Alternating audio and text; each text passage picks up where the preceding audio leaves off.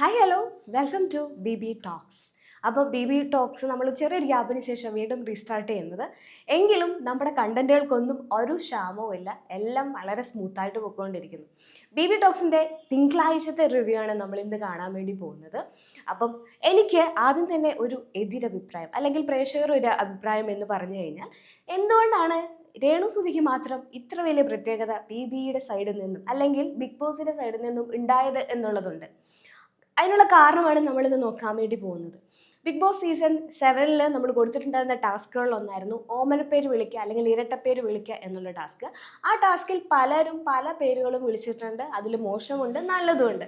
പക്ഷേ അക്ബർ രേണുസുതിക്ക് കൊടുത്ത ഒരു പേര് കുറച്ച് ഓവറായി പോയി, അതെല്ലാവരും ചർച്ച ചെയ്തിട്ടുമുണ്ട്. പക്ഷേ എങ്കിലും പലരും പല പേരുകൾ വിളിച്ചു, കൂടിപ്പോയി. അത് അക്ബർ രേണുസുതിനെ വിളിച്ച പേര് കൂടിപ്പോയി എന്നുള്ളത് കൊണ്ട് തന്നെ അത് മനസ്സിലാക്കി അക്ബർ പല തവണയായിട്ട് ലാലേട്ടൻ പറയുന്നതിന് മുമ്പായിട്ട് ഓൾറെഡി സോറി പറഞ്ഞിട്ടുണ്ടായിരുന്നു.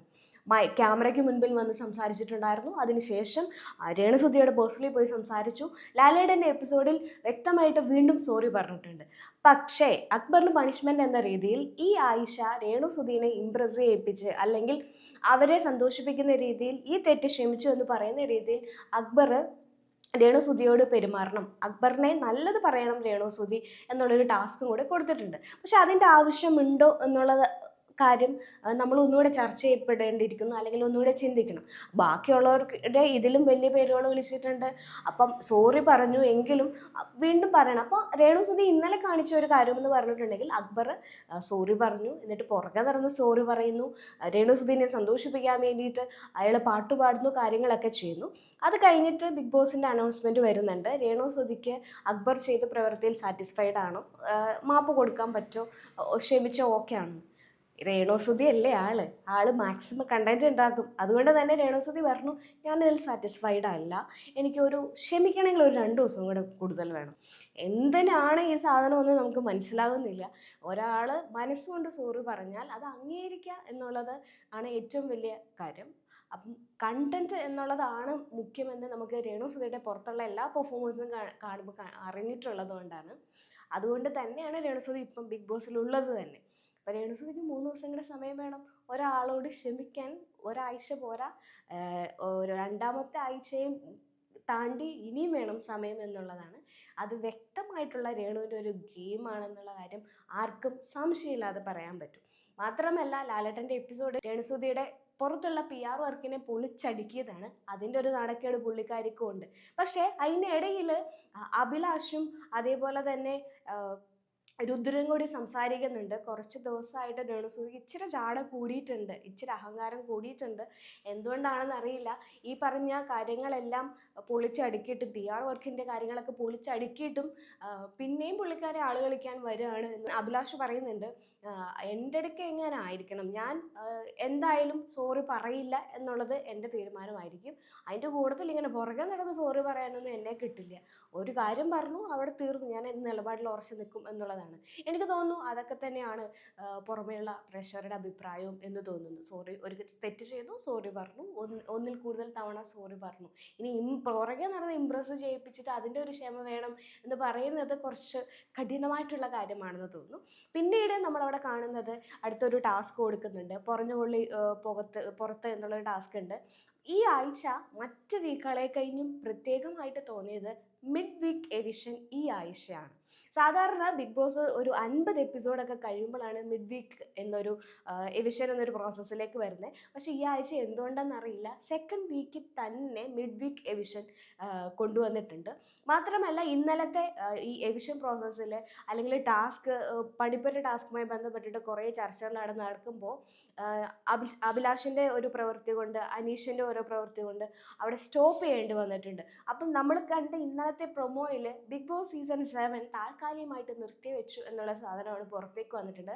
അത് ഒരുപാട് പേരുകൾ വാർത്തകൾ ചെയ്തിട്ടുണ്ട്, കാര്യങ്ങളൊക്കെ ചെയ്തിട്ടുണ്ട്. പക്ഷെ അത് കഴിഞ്ഞിട്ട് അതൊരു ടാസ്കിൻ്റെ ഭാഗമായിരുന്നു. അവർ പ്രോപ്പർ കണ്ടന്റ് കൊടുക്കാത്തത് കൊണ്ടാണ് അങ്ങനെ ഒരു അനൗൺസ്മെൻറ്റ് ബിഗ് ബോസ് ചെയ്തതെന്നുള്ള കാര്യം വന്നിട്ടുണ്ട്. ഇവിടെ പലരും പെർഫോം ചെയ്യുന്നുണ്ട്, പക്ഷെ കറക്റ്റ് ടൈമിൽ എന്താണ് എവിടെയാണ് പറയേണ്ടത് അല്ലെങ്കിൽ എന്താണ് എവിടെയാണ് പ്രതികരിക്കേണ്ടത് എന്നുള്ള സാധനം ചെയ്യുന്നില്ല.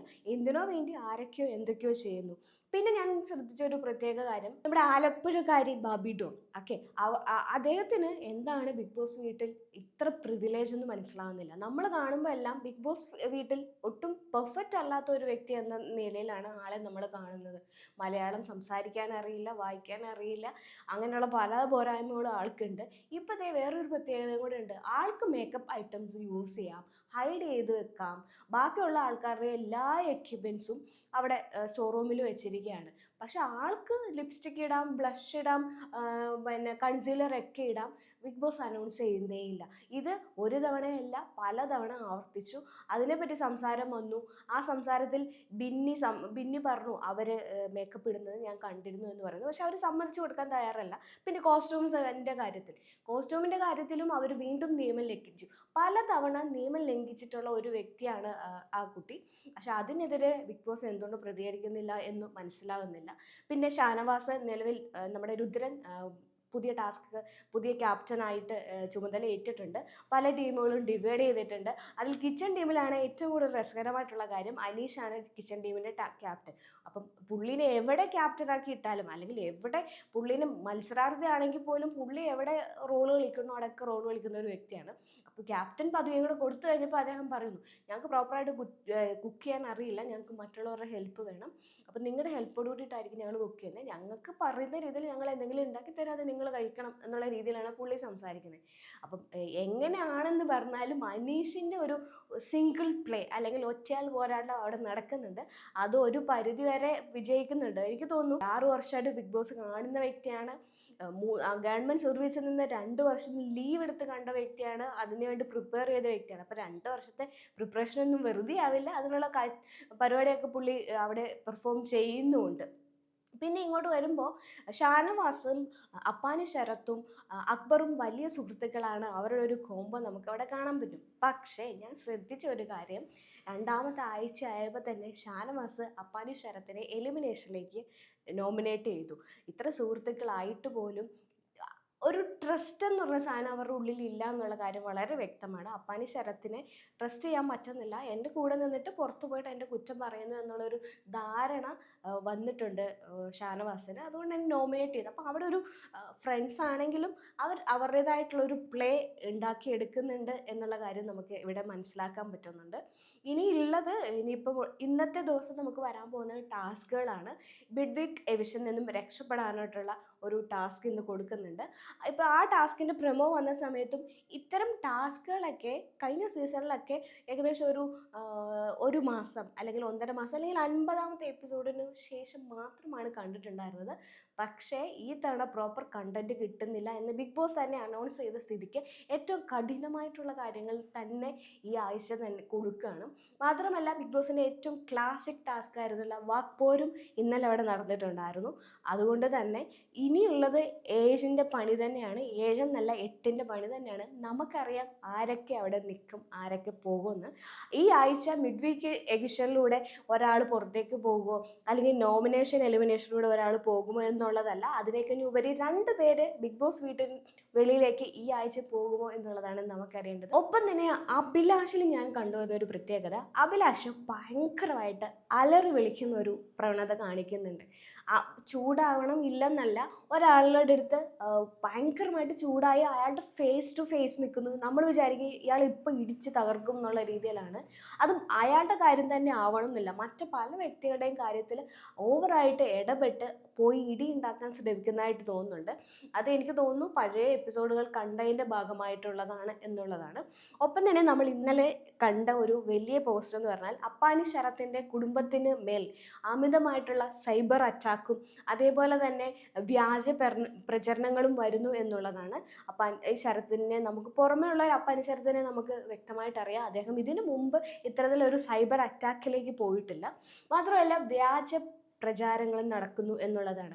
മറ്റു മത്സരാർത്ഥികളുടെ PR അമിതമായിട്ട് പണിയെടുക്കുന്നു. ഒരു മത്സരാർത്ഥിയെ താത്ത് മറ്റൊരു മത്സരാർത്ഥിയെ മുകളിലേക്ക് കൊണ്ടുവരാൻ അയാളുടെ ഫാമിലിയെ ഇറക്കി നമ്മൾ പ്ലേ ചെയ്യേണ്ട ഒരു ആവശ്യമുണ്ടെന്ന് എനിക്ക് തോന്നുന്നില്ല. PR വർക്കുകളൊക്കെ നല്ലതാണ്. ലാലേട്ടൻ ഓൾറെഡി പറഞ്ഞിട്ടുണ്ട്, PR വർക്കുകൾ മുഖാന്തരം നമ്മൾ ജെനുവിൻ കണ്ടസ്റ്റൻസിനെ പുറത്തേക്ക് കൊണ്ടുവരാൻ പറ്റുന്നില്ല, അവരെ വിന്നറിലേക്ക് എത്തിക്കാൻ കഴിയുന്നില്ല എന്നുള്ള കാര്യം ഓൾറെഡി പറഞ്ഞു. അപ്പം ഒരു വ്യക്തി അയാൾ അവിടെ മത്സരിക്കുന്ന പ്രകാരം അയാൾക്കെതിരെ നമുക്ക് സൈബർ അറ്റാക്ക് നടത്താം, അല്ലെങ്കിൽ നടത്താം എന്നുള്ളതല്ല, അയാൾക്കെതിരെ നമുക്ക് എതിരഭിപ്രായം ഉണ്ടെങ്കിൽ പറയാം. അങ്ങനെ ഒരു പ്രവണത നമ്മൾ കണ്ടിട്ടുണ്ട്. പക്ഷേ അയാളുടെ കുടുംബത്തിനെയും അവരുടെ അച്ഛനെയും അമ്മയെയും സുഹൃത്തുക്കളെയൊക്കെ വലിച്ചിഴച്ചിട്ടൊരു സൈബർ അറ്റാക്ക്, അതും വളരെ മോശമായിട്ടുള്ള രീതിയിലുള്ള ഒരു സൈബർ അറ്റാക്ക് നമ്മുടെ ശ്രദ്ധയിൽപ്പെട്ടിട്ടുണ്ട്. അപ്പോൾ അതിന് ശരത്തിൻ്റെ ഫാമിലി തന്നെ ഇപ്പോൾ ഒരു പ്രസ് റിലീസ് എടുത്തിട്ടുണ്ട്. അതായത് ഇനി ഇത്തരത്തിലുള്ള പ്രചാരണങ്ങൾ തുടർന്ന് പോയിട്ടുണ്ടെങ്കിൽ നിയമപരമായിട്ട് നേരിടും എന്നുള്ളതാണ്. അതുകൊണ്ട് തന്നെ മറ്റു മത്സരാർത്ഥികൾക്ക് PR ചെയ്യുന്ന ടീമുകളോട് ഒരു റിക്വസ്റ്റേ ഉള്ളൂ, നിങ്ങൾക്ക് ഹെൽത്തി ആയിട്ടുള്ള PR വർക്കുകൾ ചെയ്യാം, പക്ഷേ മറ്റുള്ളവരുടെ കുടുംബത്തിനെ കൂടി വലിച്ചിഴക്കുക എന്നുള്ളത് ഒരു ശരിയായ പ്രവണതയല്ല. അത് നിങ്ങൾ മനസ്സിലാക്കുമെന്ന് വിചാരിക്കുന്നു. 25 കാറുകൾ, 30 സ്കൂട്ടറുകൾ, 30 ഗോൾഡ് കോയിൻസ്, 60 ഇന്റർനാഷണൽ ട്രിപ്സ്, ദിവസേന 1 ലക്ഷം രൂപ, 25 കോടി രൂപയുടെ ഡിസ്കൗണ്ടുകളും സമ്മാനങ്ങളുമായി myG Onam mass Onam. MyG future, experience the next. പൂവ് പോലൊരു പുട്ടുണ്ടേ അജ്മിയുടെ പുട്ടും. വിളമ്പാം നല്ല വിശേഷം. അജ്മി സ്റ്റീം മെയ്ഡ് പുട്ടുപൊടി.